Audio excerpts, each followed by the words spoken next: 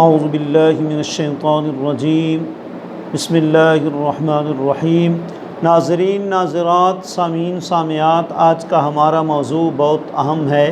کیا مزارات اولیاء پر جا کر وہاں اولیاء کرام کو اللہ کا وسیلہ پیش کر کے دعا کرنا، حاجتیں وہ ان کے وسیلے سے مانگنا، کیا یہ جائز ہے یا ناجائز ہے؟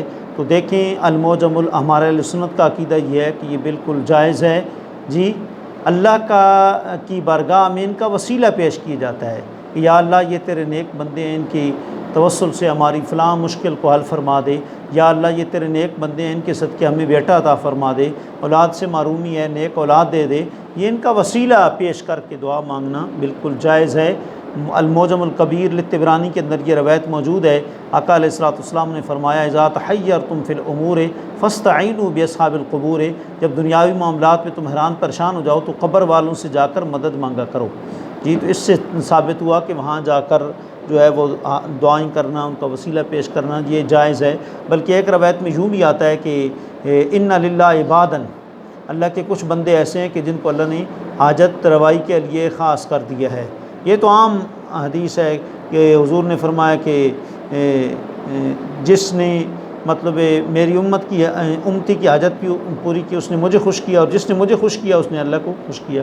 سارا کچھ ہوتا تو اللہ کے حکم سے ہے، لیکن اللہ اپنے نیک بندوں کو بھی اس کی توفیق عطا فرماتا ہے۔ دیکھیں، ہم اس کے حوالہ جات کشف المحجوب سے پیش کرنے لگے ہیں۔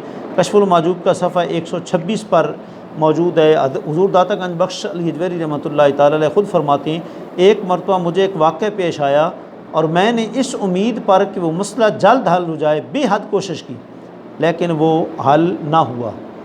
تو اس سے قبل بھی ایک دفعہ مجھے اس قسم کا ایک واقعہ پیش آ چکا تھا، اور تب میں نے وہ بایزید بستامی علیہ رحمہ کے مزار کی مجاورت اختیار کی تو اسے حل کیا تھا۔ چنانچہ اس مرتبہ بھی میں نے ادھر کا قصد کیا، اور 3 ماہ تک ان کے مزار پر میں وہ مجاور رہا۔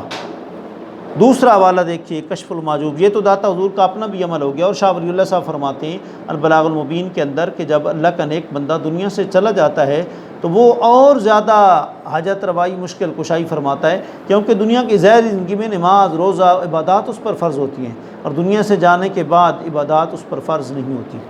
کشف المحجوب شریف کا دوسرا حوالہ دیکھیں، صفحہ 263 پر ہے۔ حضرت داتا حضور لکھتے ہیں کہ حضرت ابو عباس القاسم بن مہدی السیاری رحمۃ اللہ تعالی علیہ کے بارے میں آپ فرماتے ہیں کہ آج تک ان کی قبر مرو میں موجود ہے، اور لوگ وہاں مرادیں مانگنے جاتے ہیں۔ اور بڑی بڑی مہمات سر کرنے کے لیے وہاں سے طالب امداد ہوتے ہیں، اور ان کا تجربہ کامیاب رہتا ہے، جسے اکثر آزمایا جا رہا ہے۔ اور تیسرا حوالہ کشف المحجوب شریف کا صفحہ 379 ہے۔ حضور داتا صاحب رحمۃ اللہ تعالی علیہ لکھتے ہیں کہ ایک مرتبہ میں مہمہ میں شیخ سعید کے مزار پر تنہا بیٹھا ہوا تھا کہ ان دنوں یہی میرا معمول تھا، تو کیا دیکھتا ہوں کہ ایک سفید کبوتر آیا اور اس غلاف کے نیچے جا گھسا جو ان کی تربت پر ڈالا گیا تھا۔ تو میں نے دل میں کہا کہ کسی سے چھوٹ کر یہاں گھسا ہے، لیکن اٹھ کر جو غلاف اٹھایا تو وہاں کچھ بھی نظر نہ آیا۔ دوسرے دن اور تیسرے دن بھی وہ ایسا ہی مجھے دکھائی دیتا رہا۔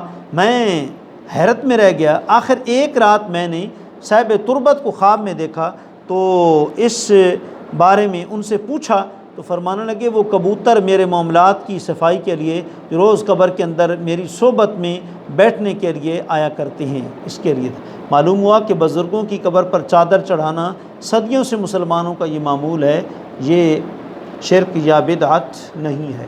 چوتھا حوالہ دیکھیے کشف المحجوب شریف صفحہ 561 پر داتا حضور فرماتے ہیں، جب کوئی درویش اقامت چھوڑ کر سفر اختیار کرے تو اس کے ادب کی ایک شرط یہ ہے کہ اس کا سفر کسی خاص نیک مقصد کے تحت ہونا چاہیے، مثلا حج کے لیے، جہاد کے لیے، خاص مقام کی زیارت کے لیے، اور اس طرح روحانی فائدے، تلاش علم یا مشائخ میں سے کسی شیخ کی زیارت وغیرہ کے سلسلے میں وہ حاضر ہونا چاہیے۔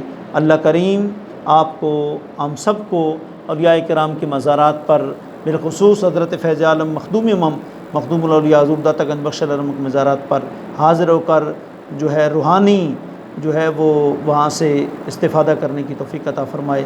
وآخر دعوانا الحمدللہ رب العالمین۔